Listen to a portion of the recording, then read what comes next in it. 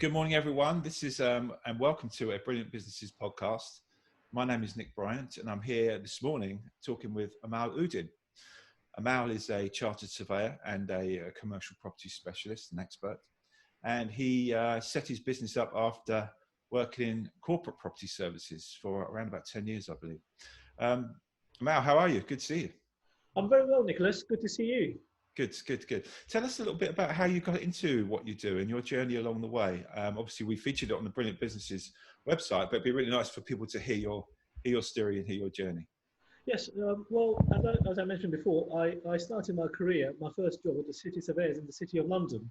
And that sort of started off the interest in the property industry for me. And I spent 10 years working in the corporate sector. I made a decision that during that time I would enjoy the opportunities of working in the city, hopefully work for one of the top property firms. And fortunately, I ended up working for two of the top property firms during that 10-year stint. But I also made a decision very early on, that after that 10-year phase, I would also want to set up my own business and do things through my own vehicle. And 2010, not the best time, but I'm a follower of my plans. I set up a consultancy, and I spent 5 years working out of the City of London in the regions all over the country, including Tunbridge Wells. And that sort of led to another journey.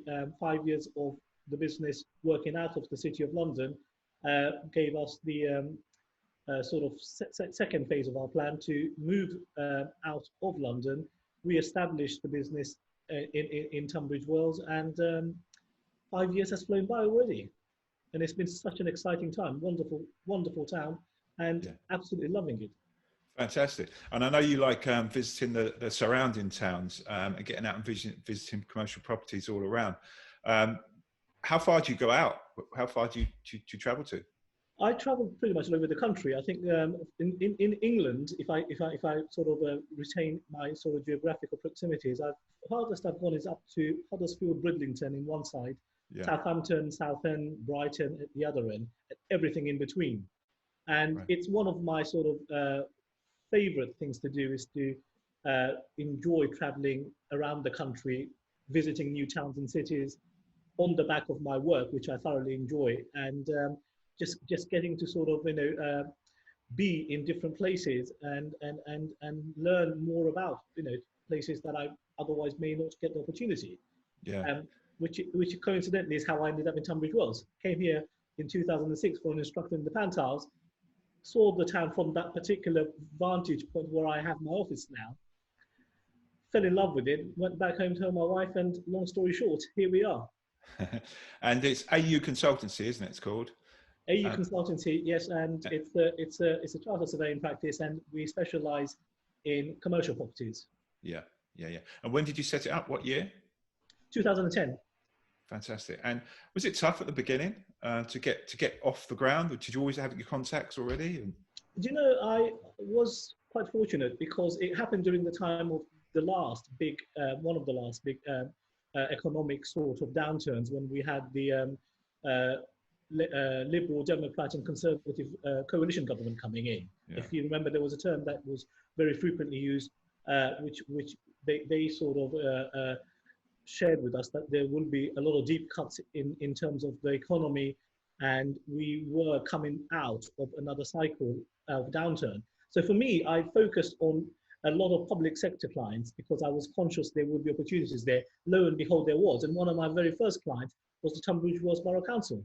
I used to come up here or come down here from London, as a consultant surveyor, and deal with the commercial property interests. And that sort of, again, led to other opportunities and other clients. And I spent a very exciting 5 years just totally dedicated to dealing with public sector clients. And again, always, as is the case with me, had a lot of fun. And that's important for me in the work I do. Yeah. I guess if you get a client like the local council, then you're in line for other people to sort of come to you because you've done good work for them as well, through referrals as well, I guess. From he did a good job for me, so can you refer him to him? So that's probably good starting block for you. Really good. I have to ask the question, which I'm asking everyone, is how you're surviving through the COVID-19 crisis, and how's it affecting your business?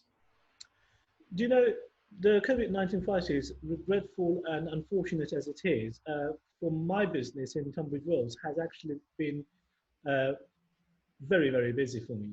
And a lot of commercial property owners in particular, particularly owners, are very worried and concerned about the situation that's unraveling as we speak on a day-to-day basis. Yeah, So I have been providing a lot of advice to landlords with commercial properties on how to manage and deal with the current challenge, and in order to minimize the financial impact it's going to have.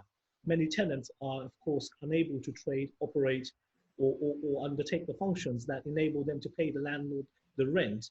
So there is a domino effect at play here, and landlords are having to consider, the way they move forward. Very important, because commercial properties, as you know, Nicholas, I often say, will either make you money or lose you money. It won't do nothing. So you've got to be very proactive and deal with things, particularly in a situation as we are in right now, where there's been such a seismic disruption yeah. to the economy nationally and globally. So I've been very busy for the time that this lockdown has been in effect. Yeah. So have people started to do things differently? Things that you can see that will perhaps go on being done differently as we move out of the lockdown? I think there will be a lot of re-gearing that will take place, and that term, it can be applied quite generically.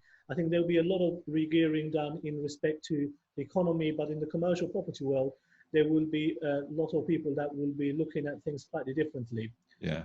The whole sort of concept of property occupation on the commercial side will be revised and reviewed.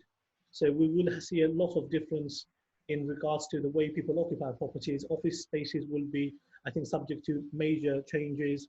Yeah. The amount of space that commercial occupiers occupy will probably be subject to some adjustments as well, because we're now having to factor in new terminologies like social distancing. Yeah. Keeping, once, not long ago, office spaces, you'd pack in as much desk as you could to maximize the space. Now we're probably going in the other direction, potentially, where we'll be looking to have a separation between the proximity of workers in one's open plan office spaces. Yeah. So those things will play a part, and I think there will be a resetting of the situations that we encounter going forward. Yeah, I spoke to and interviewed an accountant the other day, and I asked him what he thought about changes ahead of us, and he mentioned commercial property as, businesses perhaps doing things a little bit differently because they can use Zoom now, and they can work a lot more efficiently from home, and won't need to have the offices. So I guess that's if you own some commercial property, that's probably a bit of a worry on some businesses' minds right now. What do you think about that? Nicholas, commercial properties over time evolve.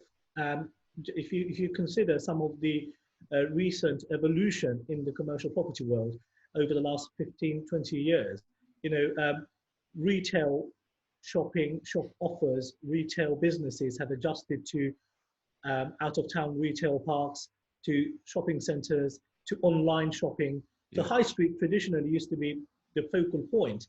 They have adjusted and changed. Do you follow? Yeah. And this is another change that will take its time, but it will result in, as I said earlier, another sort of resetting of the scenery.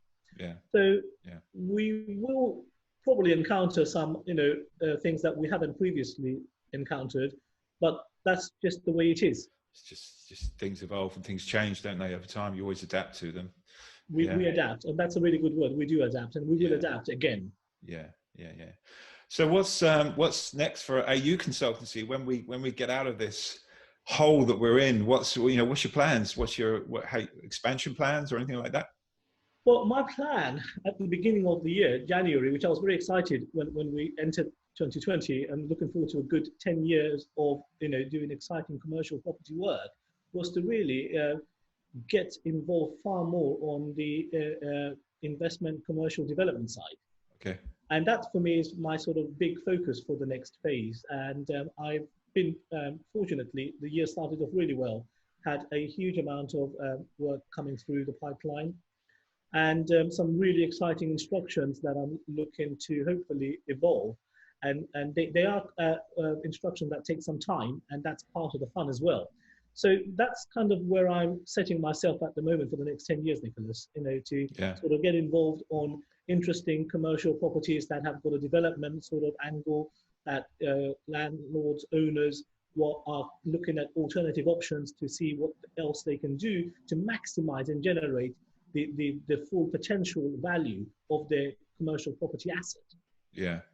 I know that you always have a plan, and so that's interesting to hear. I'm glad you've got some ideas what you're going to do when you come out of this, and I knew you would, because I know you always have got a plan, and that's cool.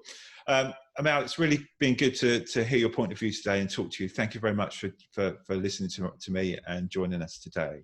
No, it's been a pleasure. Thank you. Cool. And all Amal's details are on the Brilliant Businesses website. If you need any commercial property advice, support or help, either now or in the future, then please contact Amal.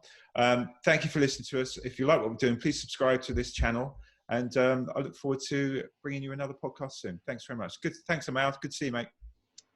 Cheers, buddy.